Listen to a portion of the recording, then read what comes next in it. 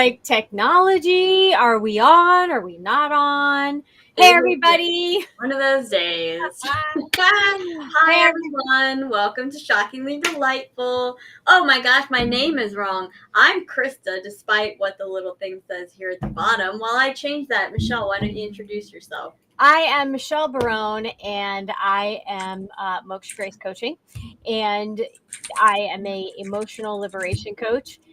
What that means is that I help people take responsibility for their own emotional intelligence and also understand other people's emotional intelligence so that they can have better relationships, even with themselves. Most importantly, with themselves. And I am Krista Barone with Wicked Wisdom Consulting. I am a fractional COO and operations consultant, and I help business owners get back to living their purpose, doing what they love, and letting go of all of the stress that they're carrying on their shoulders because they don't have to do it all themselves. But, go ahead. No, I was going to bring up what we've just been dealing with, but we don't have to go there right now. No, we won't go there. Facebook has thrown somebody, not me, in Facebook jail right now unnecessarily. So that's a really fun experience to have for the first time. Looking forward to it getting resolved.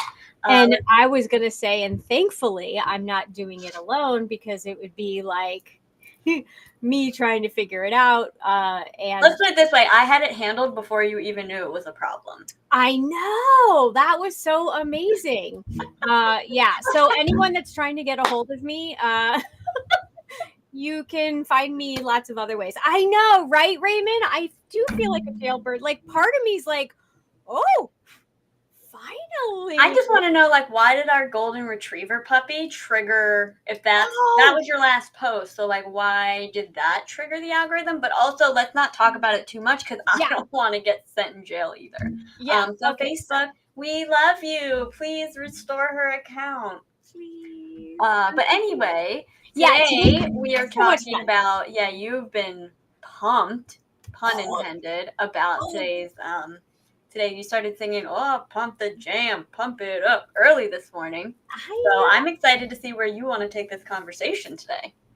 Well, I wanted to start with, that Saturday, my husband and I, Michael, we sat in front of the TV, and Krista actually joined us, and we just put on YouTube and we started watching music videos. And it was, we started with Tears for Fears, and oops, almost forget that one. And then we just let it pick like what songs, and we started with Josie's on a Vacation Far Away. Yes. No, that's not them. What song? And I don't remember. And Raymond probably will, or if Steve's here or whoever else is listening, post it in the comments. Josie's on a vacation far away. Come and think it over. Yeah, okay. You guys don't want me to sing, but anyway, and it reminded me of back in the day when we used to sit around and watch MTV or VH1, but MTV. That still existed in my time. I don't want to hear any wisecrack. It was fading out, but it was there. What was the very first song ever played on MTV? You're asking the wrong gal. I know. If anybody else knows, then you can post it. But here, I'll ask you. Raise your hand. What was the first music video ever played on MTV? You're supposed to go, "Oh my God, I know me." Oh my God, I know. What is it, Michelle? Video killed the radio star. Anyway, I know it was great, but anyway. And I forgot what was so interesting about it is you get so sucked in to listening to the music. And what I realized was it was that anticipation, because we weren't cheating. We could have on the TV looked at like what on the playlist to like see what was coming next, but we really didn't. And what really got us back in the day was that's exactly what we did. We would sit around and we would wait for our favorite song to come on. Just like when we used to listen to the radio, it was like, "Oh, please play it. Please play it."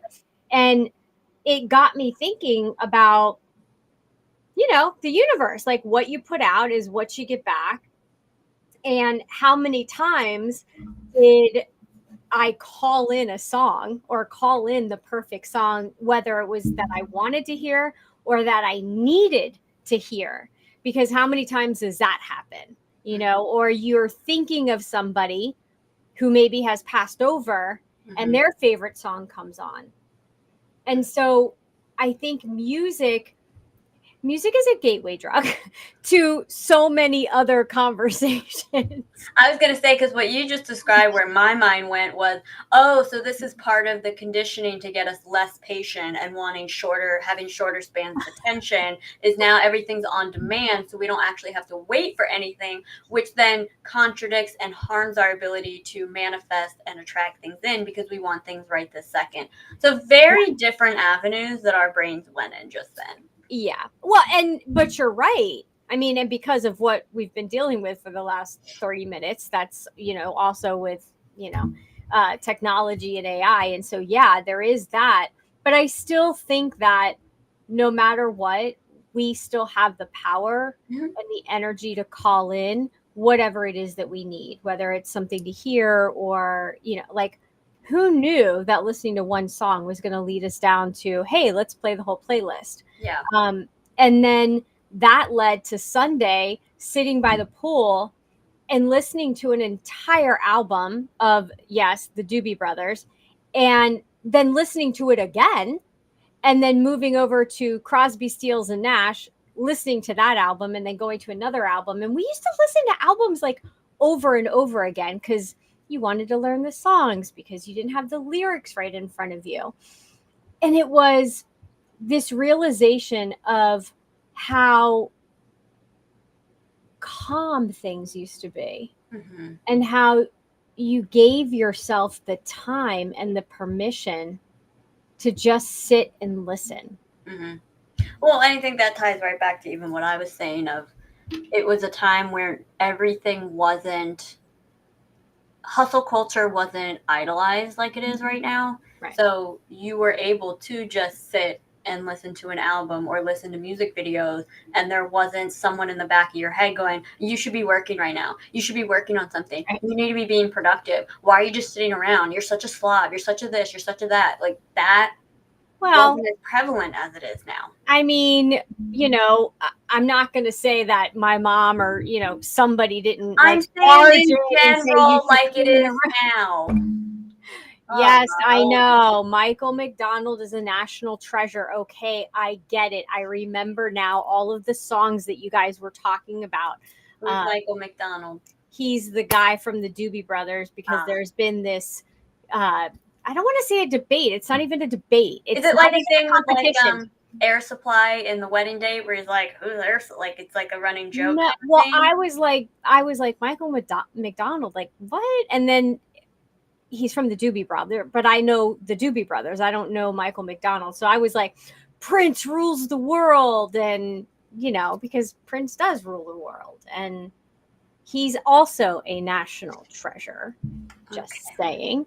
But so what's your, when you, because I know you well enough to know that you have different playlists for different things that you do, as I do. Not really, actually, but go on. Okay. What's your go-to pump you up, this is my jam song? The thing with me is nothing's ever the same. What pumps me up one day is going to depress me the next. What saddens me one day is going to thrill me the next. It really, for me, music is such an energetic thing.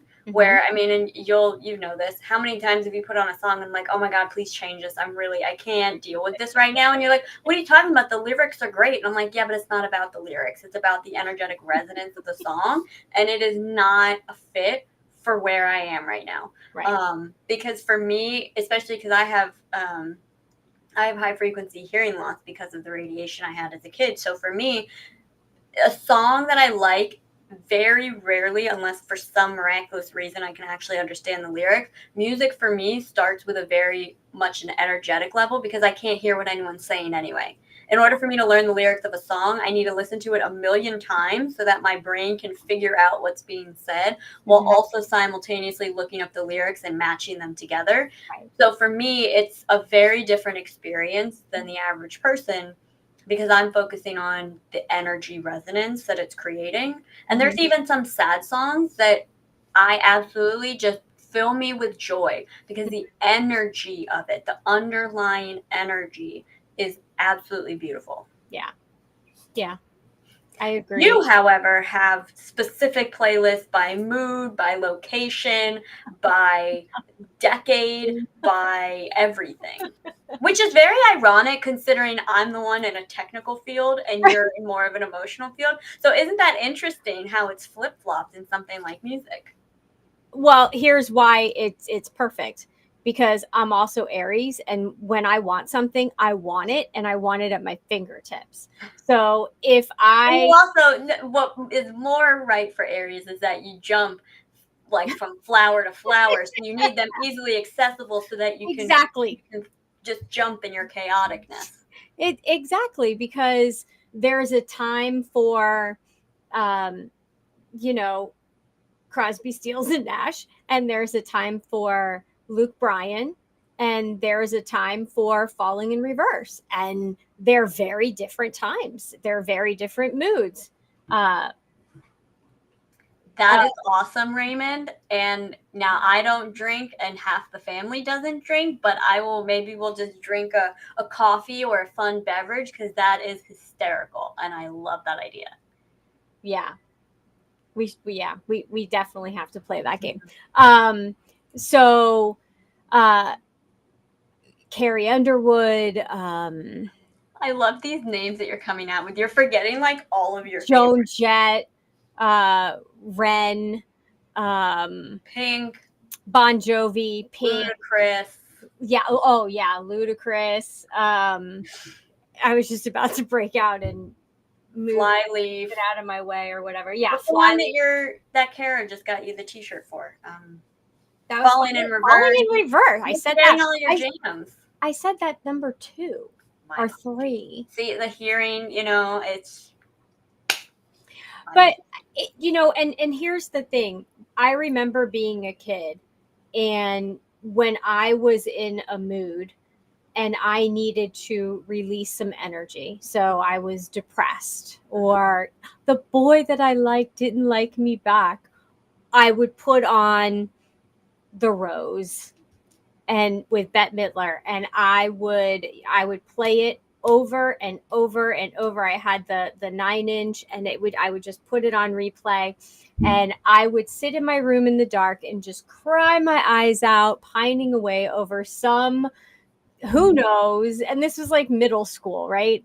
And then there was Torn Between Two Lovers. The songs, and they were so rich in their message. We are so very, very different people. But it would bring out the emotion and allow the water to just pour out of my eyes. And then I would be fine. I processed it and I was fine. Like, I need to point out the difference here. So those were your choices in middle school and high school. My choices were 3 Days Grace, Skillet, Disturbed, Godsmack. That also put me in my field at the time.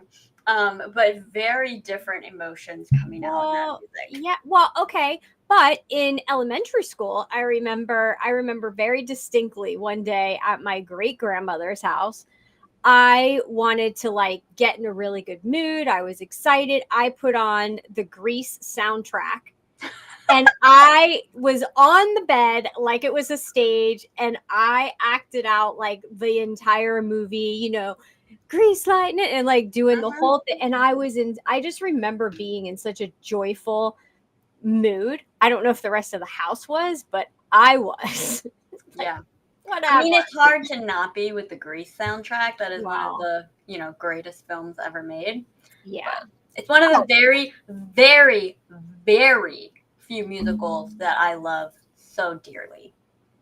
We watched Glee. You can admit it. Yeah, I watched that against my will, and I was also in middle school, so. But music is such a big part of our life. I mean, I have always had music on. Ricky Martin got me through radiation. So tell us more about that. What do you mean? How did Ricky Martin get you through radiation? I think you're more qualified to tell the story than I am. Yes, and whoever wants to drop who their favorite is, please drop it. Yeah, let us know. Thank you, Raymond. Mozart to Cradle of Filth. I have never heard of Cradle of Filth, and I guess I will be listening to it at some point. I was going to say, she'll look it up when we're done. I will. So in radiation, back in the day, when Krista was 3, she had to go in every single day for, I think it was like 14 days, not weekends, but we had to show up and she'd have to lay on the table, and it was a very specific amount of time, and she'd have to get radiation. And so and I have tattoos because of it. So, you know, before she got tattoos at 3. Cool, I already had tattoos. So, you know, I'm pretty hardcore. Go ahead. So they had to, the first day, they were talking about how they were going to have to strap her down, and because you have to lay in precisely the same I have to position. have the basket over my head, or is that only when it's? No, thank God. Okay. So what happened in the tattoos were so that they could line you up exactly in the same position, but you had to lie in that exact position and not move for the entire length, which was maybe 5 minutes. So, but for a 3-year-old, that's a lot. So I said, I made a deal with them because they were going to knock you out, and they were going to knock you out, and you know, and then we were going to have to wait for you to wake up and recovery time, and it was going to like be this drawn out thing versus running in 5 minutes, run out. And so hold on, did no one think about the effects that would have on my 3-year-old body to be knocked out with anesthesia every single day for 2 weeks in a row? Or we just not, never mind, we'll skip that. There's a lot of things we could go into. Of course, I'm your mother. I looked into that. I know you did, but anyway. So I knew that you could do other tests. You had done other tests where you didn't move and you could lay there. I would tell you stories and, you know, Christarella, and that's a whole other episode. But so I convinced them that if you, and convinced you, because I made a deal with you. I was like, if we put Ricky Martin on, can you lay, because you loved the music. And so I was like, if we put it on, will you lay still? And we'll do it every day. And so you agreed to it, and they agreed to it. So I don't know how that's possible, because I'm singing Livin' La Vida Loca in my head right now, and it is taking every ounce of my willpower not to dance. Well, honestly, that's what surprised the nurses and the whole staff. Like the first day, like the doctors, all the nurses, the staff, everyone had to come in to see that they're all jamming and like dancing, and you're like, you know, doing what you promised. I mean, you promised. And so what happened was every single day. No, I hold my promises, people. You do.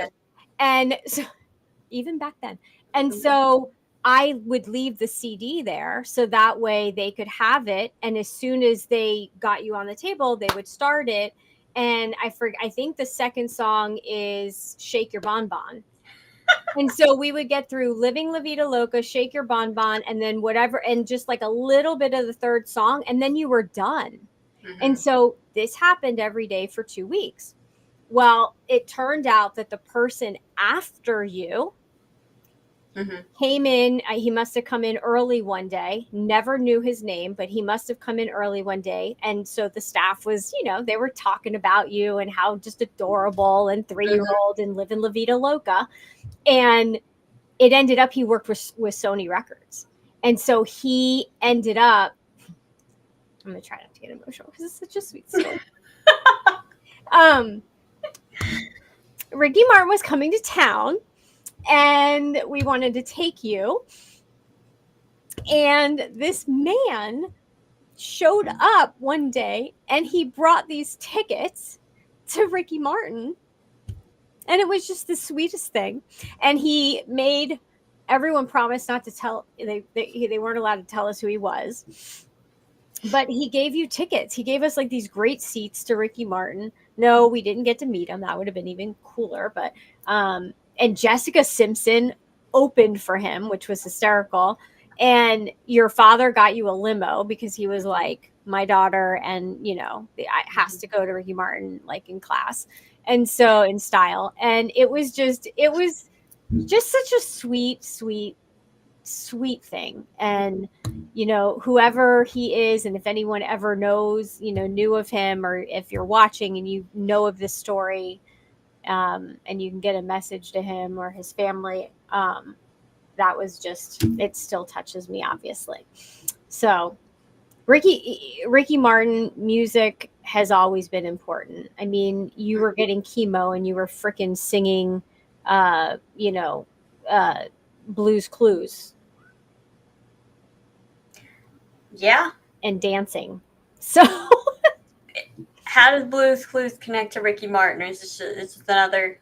no, I said when you were getting chemo, you would sit in your room and and you had a little microphone. I got you a little stereo, I had a little microphone. So Ricky Martin with radiation, Blue's Clues with chemo. Yeah. Okay. And Barney. Can't forget Barney. Yeah. Barney's the OG, of course. Yes. And then there's so many songs. Like what's the Bumblebee song? The Bumblebee song. Oh God. All I can say is my life is really plain. I like watching the something chase Gather Rain. Yes, Gather Rain. Isn't it the Beatles? All I can do is just pour some tea for tea. Is that not the Beatles? No. But that brings No Rain by Blind Melon. Yeah. And I would put that on, and that was before you and you were born, and I would dance with your brother in the living room. And so that song comes on and it takes me right back to that. Mm-hmm. Like, isn't that cool how music, just hearing, even if it's just a part of a song, can take us right back into a memory? Oh, I love that. That's like my favorite part about music. Mm-hmm. My favorite part about music. What's a song that takes you back to a good memory? Well, every time I hear Here Comes the Sun, I think of Parent Trap, and that part where Hallie's running her finger through her mom's little like jewel thing on her dresser. And then it reminds me of your dresser growing up, and how you had like, it always, I don't know why, they always seemed very similar to me. And I was obsessed with the movie Parent Trap. I literally burnt a VCR tape and someone had to go out and get me a new one. I'm the type where I watch the same movie over and over again. But anyway, that brings me right back to that, which then brings me to the nostalgia of my childhood and all the time that we spent together. And it makes me smile. Yeah, it makes me smile too. And Raymond, Creed is coming. Oh my God, Creed! Yeah.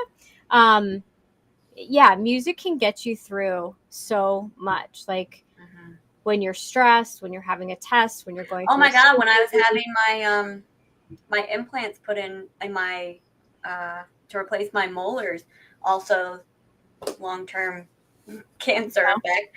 But they literally had me bring earbuds and put them in because the music helped to distract from what was happening. And that was huge. Same thing when I had to have embedded teeth removed.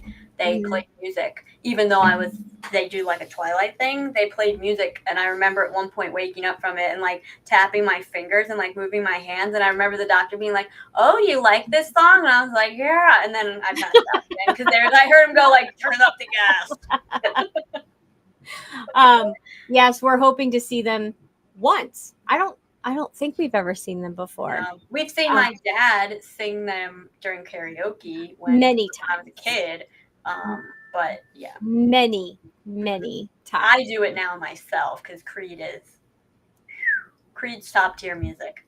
Well, I was gonna say, wait, over this shoulder, you can kind of see my karaoke machine waiting to be used. It's blocked by the name thing at the bottom. Oh, gotcha. Yeah. What brings a positive memory for you? Oh God, there's so many. Pick one song.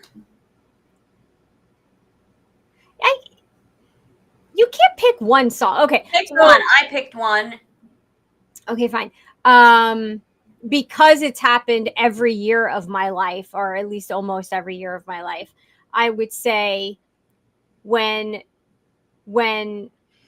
it's actually Christmas season, when Christmas has fully landed at the Barone house, it is Jingle Bells by Barbara Streisand. Yeah. Like every single year, it is not Christmas until that song is played very loud and I am scream singing. Yes, scream singing. But that song just brings back memories from my childhood, and like that has been the Christmas song to start Christmas. Like Macy's Day Parade is over, that song comes on when the tree's up. Yeah. Like that's just that. Yeah. We're looking forward to it if we're going. I think we're going. I don't know. Somebody else has tickets. I think that we're going to be kind of hanging out, hitchhiking with her to the concert. But it goes into like the meditative music, like when you listen to it as you go to sleep with the blackout, and it has the different frequencies. Mm-hmm. It does kind of creep me out sometimes, the ones with the affirmations, because I'm like, do we really know what they're telling us? I have that same thought, actually. That's Okay. hilarious. Yeah. So I'm like, okay, well, if we trust a certain group that's doing the music, Mm-hmm. but yeah, so yeah, I mean, you got to have different playlists, kick-ass playlist, workout playlist. Oh, I have a lot of different workout playlists. That one that I do, that's probably the only one that I label with a type. So I'll have workout dash and then the overall theme of whatever is on the playlist. So funny story. Do you remember what the song? Well, not that you were there, but you've heard the story so many times. What was mine and your father's wedding first dance at our wedding? Our wedding song. I don't remember. Can anybody guess? Nobody is going to be able to guess it. Skid Row. What song? Remember Me. Okay. Which now I listen to that song and I'm like, I kind of think that the person like died or left, but yet we chose it as our wedding song. Because you probably felt the energy of it, which was Yes. very different than the lyrics. Right, because it was very much about two people in love and they were just committed to each other and remember yesterday. Yeah, it's an awesome song. I just remember the gasps in all the older people that were there, and they were like, because it's a rock song, and and then we're like dancing. No, it wasn't Purple Rain. Jeez. That's a good guess, though, Raymond. That is a very good guess, because you do know that Prince is my guy. I mean, my husband's my guy, but Prince. Let's hope he doesn't see this clip of the episode. Prince and I go way back. I was kicked out of a club in high school because I admitted to liking Prince. So, yeah, people can judge you for the music you like. Say, isn't it so funny how like there's certain artists that like Nickelback? I have forever never shunned Nickelback because Nickelback is another one that's phenomenal, and yet they get a bad rap. Why? Their music's great. Yeah. Put a Nickelback song on right now and tell me everyone that can hear it isn't going to dance and sing or hum along if they don't know the words. Absolutely. Of course that's going to happen because their songs are fantastic. Of course they are. I believe they're in the category of dad rock, but if that's dad rock, then I'm a dad rock girl. Isn't Creed kind of in that? Yep. They consider Creed dad rock, which I don't understand. Creed's great too. I don't. What's Bon Jovi then? Or Journey? No, that's before. We're talking about like late 90s, early 2000s is what dad rock is, because the millennials, I'm sure, coined the phrase. Which makes sense because it was what like that. The reason I love all that music is because that's the music that my dad was listening to. Right. So for me, there's a nostalgic element. It's Right. just it also is just what we listen to. So Yeah. for me, I'm like to think that it's not cool or to not listen to it because it's not cool is silly. But I remember, listening to music, not necessarily even knowing what it meant, but enjoying, like you said, the frequency of it, the energy of it, and just loving a song. And I mean, we have a whole Greek album that we have no idea what the words are, but my papu listened to it, and we bake and we cook whenever we're having anything Greek. I just feel like the food tastes better when it's made with Greek music playing. Like it just makes sense to me. Like that's just what you do.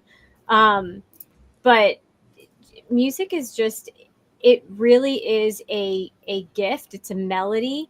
I read somewhere the other day that the sound, I think it was crickets, when slowed down, it was this beautiful melody Most of animals like the universe. And Mhm. it was Werewolves, too. the most relaxing, mesmerizing sound ever. Yeah. It was beautiful. And I just think that, a lot of us, obviously, we get in our car, we listen to it and things like that. I still get in the shower and I'll, scream sing and do my karaoke. But I don't think that it's given. I don't know. Do you feel like music is still as important in people's lives as it used to be? Yeah, even more so. I think right now, maybe it feels like it's not because a lot of people have switched over to like using Spotify and are focused more on smaller independent artists. So maybe that's why it feels like that. And it's not necessarily on the TV as much, but I think music is even more important because think about it.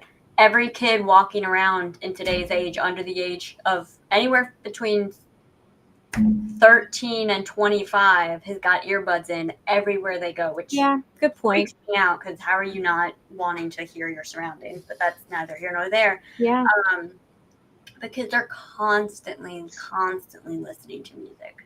I'm laughing because back in the day we didn't have the earbuds like that, so You we probably would have. just walked around with the big boom boxes, and that's how we actually heard new music, was from other people's boom boxes. And that's when you're like, "Hey, what's that music?"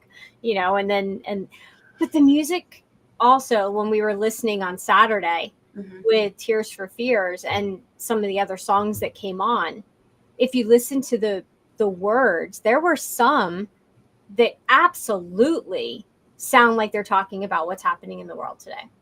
Yeah, because everything is cyclical. Yeah. Everything's cyclical. Mm-hmm. We can talk about what's happening today. I guess it's not 20 years ago, it's 40 years ago now. 40 years ago, because the same thing happened before that. Right. Just like in 40 years, they'll be talking about stuff that happened now or in the 80s because it all comes back around. Yeah. Yeah. It's true. Even Frank Sinatra. What do you mean? In what way? Just people that'll redo music, and they take an old song and they make it theirs and they sing it a little differently, and so it all still pertains. Yeah. There was an innocence to the music, back in the day, and there was an innocence. Okay, how it was put out there, you had to dive deeper into it to know it was innocent. There was It wasn't innocent. They just had a mask on still, and now there are no masks. You hear the words, you see the butts and the boobs flopping in the music videos. There's no hidden behind a veil. It just is there.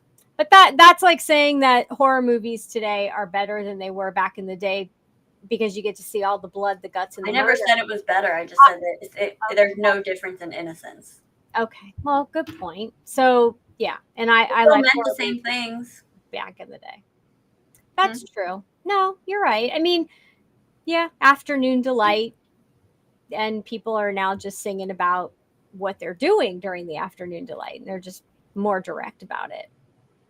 I guarantee even back then there was plenty of music that was direct. Yeah, I just heard Billie Eilish's new song this morning, and that's pretty direct. Oh, I haven't heard anything. Yeah, I'm so out of the loop with pop culture. it's very interesting. It just happened to come up because I like to watch those reaction videos, and so I was watching a reaction video. And I said Billie Eilish, and I was like, oh, let me listen to her new song, and it's called Lunch, and it's very catchy. Lovely. And on that note, everyone, thank you so much for joining us today on Shockingly Delightful, where we talked about music and how it relates to our life and brings back memories, elicits memories, and the power of it, etc. Yes. And if you're catching this later on in the day, please still let us know in the comments what your favorite tunes are. Yes. We'd love to hear, and maybe we'll listen to them ourselves. Yes, and thank you, Raymond, for sharing. And I'm going to go listen to Rockstar one more time. Oh, no. I'm not. I got you on that. For let me put the comment up so people know what we're talking about. This is a reference to Nickelback. Yeah, Rockstar's a little overdone now, but the others are great. I like them all. But well, Michelle, where can everyone find you? Everyone can find me at mokshagrace.com. Also on all the social medias, except for one profile for right now. But otherwise, Moksha Grace and Michelle Barone. I am all over. And actually tonight I am hosting an event on Eventbrite. And it is a coaching and networking event for an hour. Anyone who shows up we're going to network, and you bring a topic and I'm going to coach, and it's just going to be a lot of fun. So you can find that on my Moksha Grace page, and also it went out in the newsletter as well. And if you haven't joined the newsletter, then please sign up for the email and you will get the newsletter delivered right to your inbox. And Krista? And you can find me at wickedwisdomconsulting.com. If you are a solopreneur, entrepreneur, small business, coach, consultant, anyone really who is stressed out by having to handle everything and you want a little help with that, I'm your gal. And again, that's wickedwisdomconsulting.com, but I'm also on Facebook and LinkedIn, so you're welcome to reach out there too. Absolutely. Everybody have a wonderful, wonderful rest of your Wednesday. And I will see some of you tonight. And I hope to see all of you tomorrow for a moment of presence. Talk to y'all later.